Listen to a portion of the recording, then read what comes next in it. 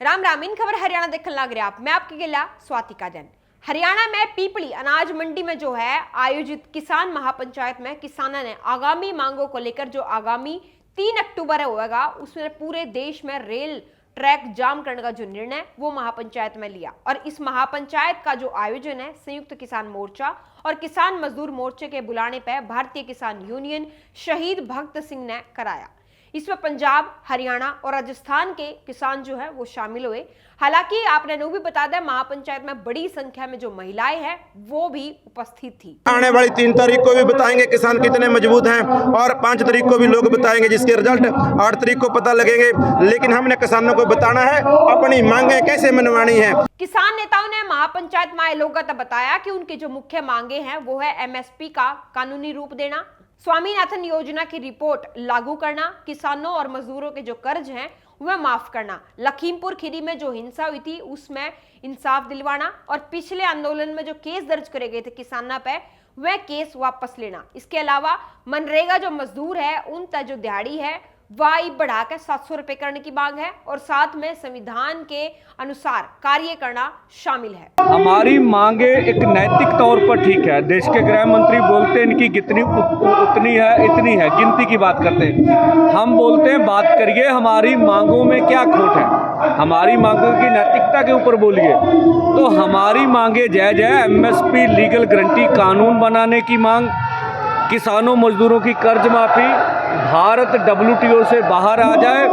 और अन्य मांगे। अभी लखीमपुर खीरी के पीड़ित हमारे पास पहुंचे हैं, जो वहां के गवाह हैं उनके ऊपर हमले किए जा रहे हैं, उनके नाम न्यूज़पेपर में आ जाते हैं भी आज गवाही है तो दुश्मन को पता चल जाए। आज वो भी हमारे पास पहुंचे।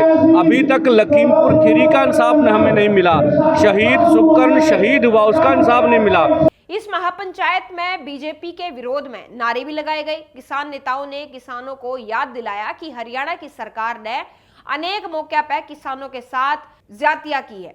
किसानों ने कहा कि वोट देने से पहले ये याद रखना है कि किसानों को दबाने के लिए 70,000 जो अर्धसैनिक बल हैं वो लगाए गए थे और दिल्ली में प्रदर्शन करने का जो है रोका भी गया था। हरियाणा के लोगों को याद करवाने आए हैं।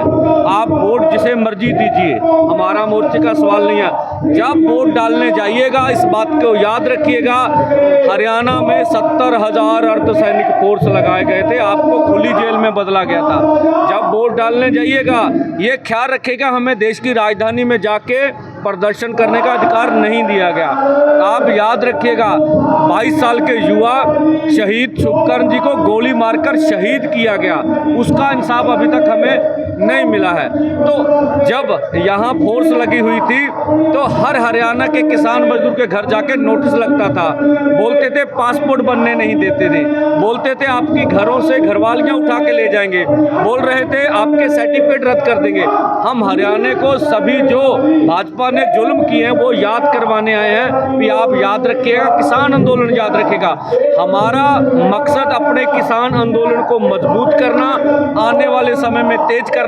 किसान नेता श्रवण सिंह पंघेर ने घोषणा करी कि जब तक उनकी मांगे नहीं मानी जाएगी तब तक आंदोलन में जारी रखेंगे और 3 अक्टूबर ने जो है तड़के 11:30 बजे तक दोपहर के 2:30 बजे तक पूरे देश में रेल ट्रैक जाम करने का जो निर्णय है वो लिया गया।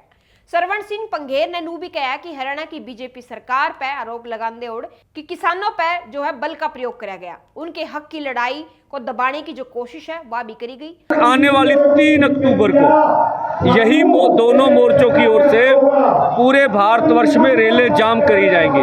हम आज के बाद हरियाणा वासियों को ये आह्वान करेंगे, जो हमारा कार्यक्रम है 2 घंटे का रेल रोको, उसको अधिक से अधिक कामयाब करना और पूरे देश भर में बड़ा करना है। जब तक मांगे मानी नहीं जाती तब तक आंदोलन हम लोग जारी रखेंगे। महापंचायत में शामिल किसान नेताओं ने श्रद्धांजलि अर्पित की उन किसानों को जिन्होंने किसान आंदोलन के दौरान अपने प्राणों की जो आहुति है वह दी थी।